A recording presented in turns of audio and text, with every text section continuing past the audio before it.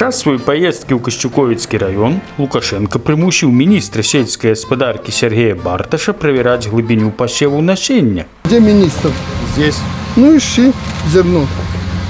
Или ты уже забыл как-то? Что же я забыл?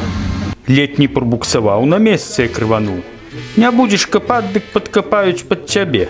Як нядаўна пад папярэдніка Ігара Брыло. Яшчэ год таму сядзеў у міністэрскім фатэлі, а цяпер сядзіць у амерыканцы. Таму, калі скажа Лукашенко, чыноўнікі носам глебу будуць рыць. Пакуль жа чыноўнік толькі кланяецца Лукашенку. Александр Михайлович, по-военному. День и ночь надо сейчас вкинуть зерно в почву. Погода будет теплая, влага уходит, поэтому надо вовремя бросить туда зерно. Вот и все. К 9 мая мы должны посеять все. І не толькі чыноўнікаў Лукашенко прымусіць працаваць. Працаваць будуць і трактарысты. Где-то надо попросить механизаторов, где-то ему надо власть отдать такую, которую Сталин годы войны не имел. Такі стыль кіраўніцтва пры Лукашенку. Пра яго згадуваў ще на початку кіравання Лукашенки Юрий Захаренко. Если ты не выполнишь мой любой указ, тебе наденут наручники. Это запугивание или не запугивание? Это стиль руководства президента. Более слабые ломаются, более сильных добивают, и делается послушная машина государственная, бездумная, щелкающая каблуками. Это страшно. Это страшнее фашизма. Вось таму і капае міністр голымі рукамі зямлю. А Лукашенко нават апранаецца адпаведна. Чыноўнікі ў касцюмах гальштуках, а ён у джэмперы. Маўляў, я ж тут галоўны, таму правіла не для мяне.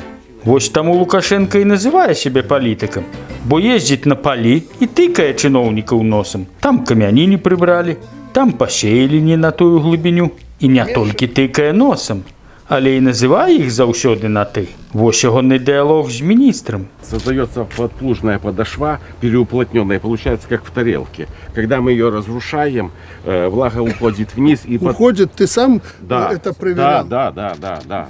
Можа, Сергей Барташ каля чыгункі нарадзіўся? Чаму? Згадваецца такі анекдот. Прыехаў корэспандэнт да жанчыны, якая ўсё жыццё пражыла каля чыгункі, і пытаецца ў яе: тое, што вы ўсё жыццё пражылі побач з чыгункай, ніяк не паўплывала на ваше здароўе? Да. А яшчэ Лукашенко зноў абвінаваціў народ.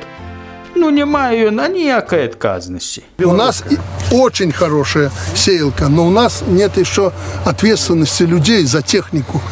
Это же вроде не свое, колхозное пока. Частника, больше, чем он живет, он будет работать. А у нас пока этого нет. Дык а хто тады пабудаваў такую сістэму? Сам Лукашенко это і стварыў, а цяпер народ вінаваціць. Зноў яго народ вінаваты. І некаторыя апазіцыйныя лідары таксама народ вінавацяць. Ну, не такі ён, як трэба. Дзе ж ім узяць той ідэальны народ? А можа, это народу не патрэбныя такія лідары? А вы як думаеце? Напішыце, калі ласка, ў каментарах. Зміцер Лупач, Белсат.